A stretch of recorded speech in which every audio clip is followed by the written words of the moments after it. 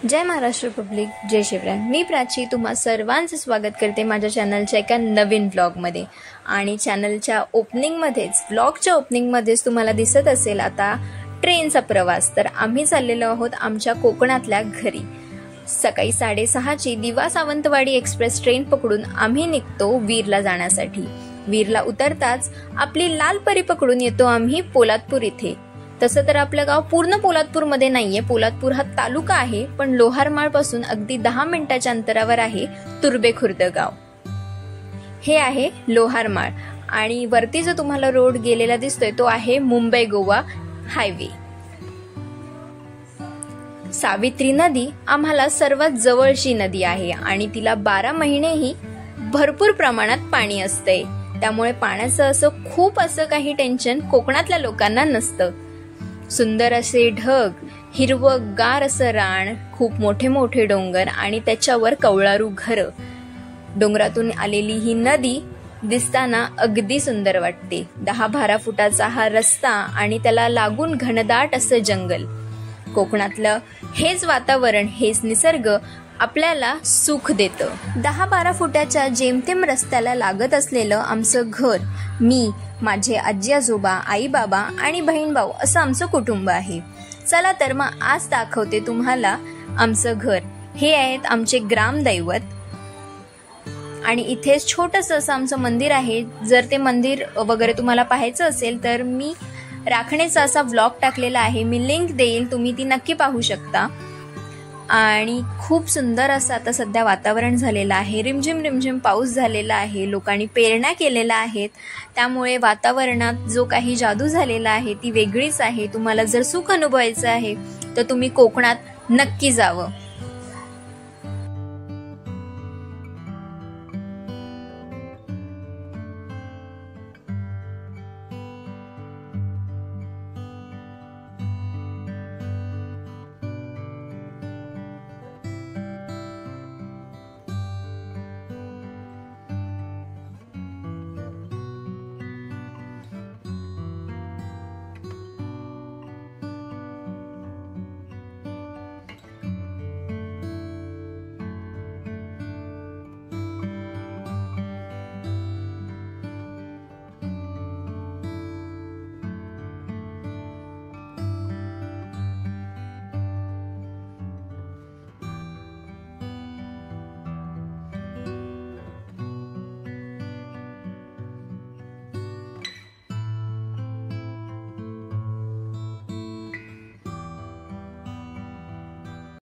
तर आम्ही पोचलोय आता तुर्भ्यात।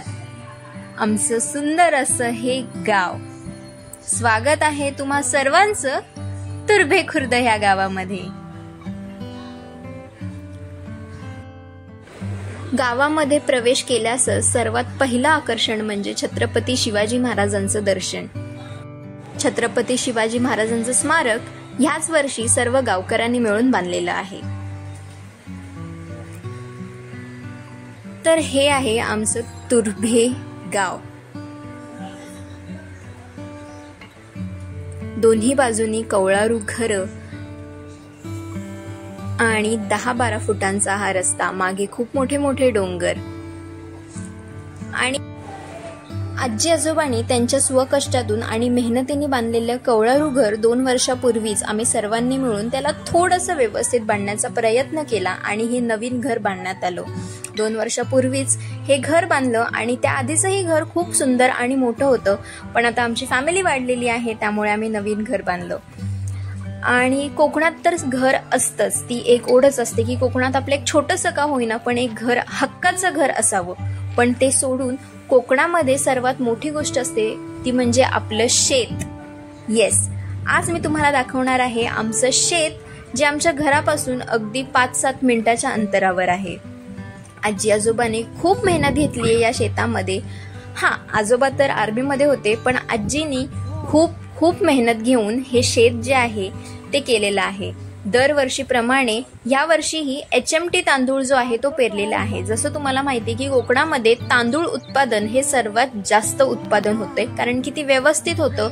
इकडचं क्लायमॅटिक कंडिशन व्यवस्थित आहे, तसं त्या सर्कमस्टॅन्सेस मध्ये फक्त तांदूळ जे आहे ते व्यवस्थित प्रमाणात होतात। आणि पहिल्यापासूनच घरचे तांदूळ जे आहेत ते आजी करतेच, त्यामुळे ह्या वर्षी ही आजीनी HMT तांदूळ केलेला आहे. पेरणी वगैरे व्यवस्थित झालेली आहे. पावसाने खूप छान प्रतिसाद जो आहे तो दिलेला आहे आणि त्याचमुळे व्यवस्थित पेरणी झालेली आहे आणि अगदीच आता 15-20 दिवसातच लावण्यांना सुरुवात होईल आणि खूप सुंदर असं हे वातावरण होतं. आपल्याला जर जायला भेटलं तर आपण नक्की जाऊ किंवा व्हिडिओ तर आपण अपलोड करूच शॉर्ट्सच्या ह्याच्या माध्यमातून.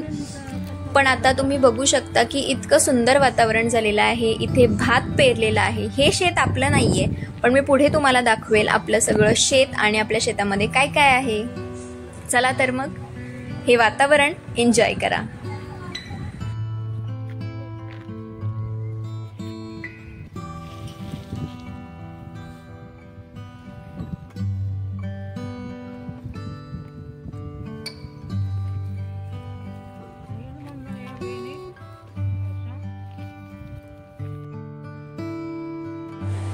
तर हे आहे आपलं शेत. आम्ही याला पोल्ट्री असं म्हणतो. नेहमी शेत असं म्हणत नाही. उठसूट चला पोल्ट्रीत. आणि इथे HMT तांदूळ जो आहे तो आजीने पेरलेला आहे आणि आजी पण आलेली आहे गवत काढण्यासाठी, कारण की भातामध्ये गवत जे आहे ते झालेलं आहे, त्यामुळे ते काढणं खूप आवश्यक आहे. जेव्हा नांगरतील लावणीसाठी किंवा लावणीच्या आधी तेव्हा ते गवत निघेलच, पण आतमध्ये जे तांदळांमध्ये जे पेरणीमध्ये जे गवत झालेलं आहे ते काढणंही गरजेचं असते. खालच्या बेंदेपासून वरच्या 3 कंटिन्युअस बेंद्या ज्या आहेत त्या आमच्याच आहेत. चिकूची झाडं, आंब्यांची झाडं लावलेली आहेत आणि ज्याला खूप दरवर्षी खूप छान फळं जी आहेत ती आपल्याला भेटत असतात. आता इथे तुम्हाला पप्पा दिसत आहेत, जे छोटं मोठं जे काही पोल्ट्रीमध्ये काम असतं ते जेव्हा जातात तेव्हा करत असतात.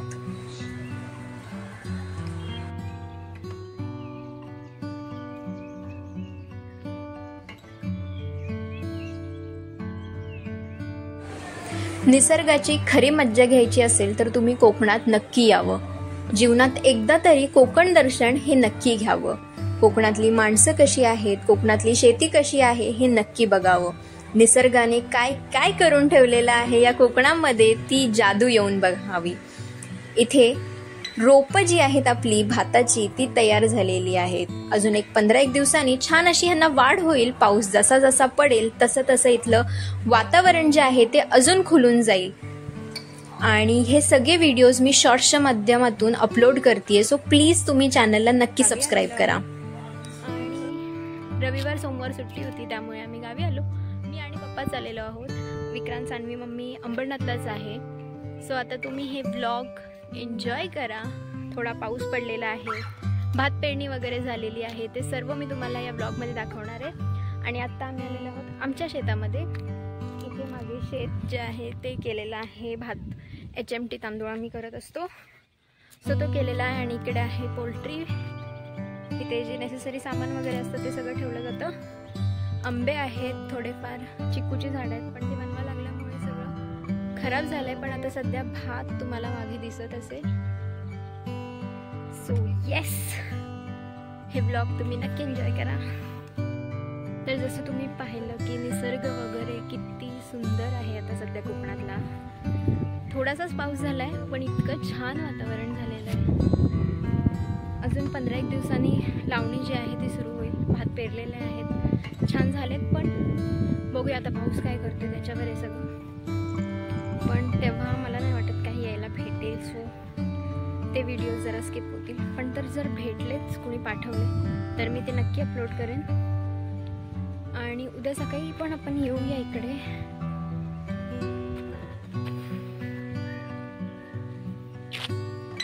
गावचं वातावरणच काय ते भारी आहे. कालपर्यंत पाऊस होता, आज आम्ही आलो तर आज पाऊसच नाहीये. थोडासा पडला तर पडेल, पण बघूया आता. तर जातोय घरी आणि उद्या सकाळी आपण परत येऊ. सायंकाळची शेतातली सगळी कामं आवरून सगळे शेतकरी बांधव आपल्या आपल्या घरच्या परतीच्या वाटेला निघालेले आहेत. आपणही जाऊया घरी. सगळीकडे भात पेरलेले आहेत त्यामुळे इतकं भारी वाटतंय ते दिसताना. मध्येच हिरवं आणि बाजूनी पूर्ण माती जी आहे ती आहे. आणि निसर्गाने जो काही खेळ मांडलेला आहे, वाव.